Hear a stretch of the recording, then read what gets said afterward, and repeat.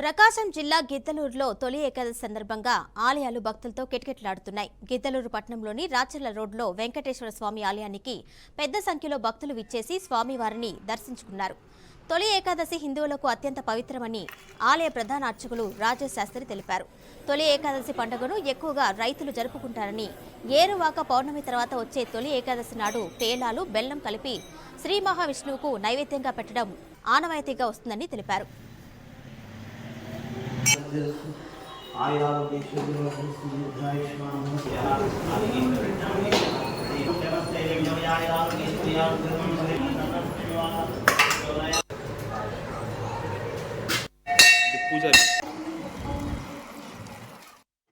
వెంకటేశాయ భక్తాగ్రేసులందరికీ హిందూ మహాసంఘానికి మొత్తం కూడా తొలి ఏకాదశి శుభాకాంక్షలు.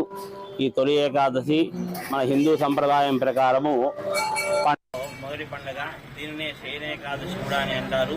ఈ శుభదినము, ఈ పరమ పవిత్రమైనటువంటి రోజున శ్రీ మహావిష్ణుమూర్తి శయన దీక్షలోకి వెళ్తాడు. 4 మాసములు కూడా చాతుర్మాస దీక్ష అనేది ఈ రోజు నుండి మొదలవుతుంది. ఈ రోజున ఈ శయన ఏకాదశి సందర్భంగా ఆ శేషపానుపై పౌలించినటువంటి మహావిష్ణుమూర్తిని తులసి దళాలతో ఇలాంటి వివిధ రకాలైన పుష్పాలతో అర్చిస్తే ఆ స్వామి అనుగ్రహం వల్ల మనకు మోక్ష ప్రాప్తి కలుగుతుంది.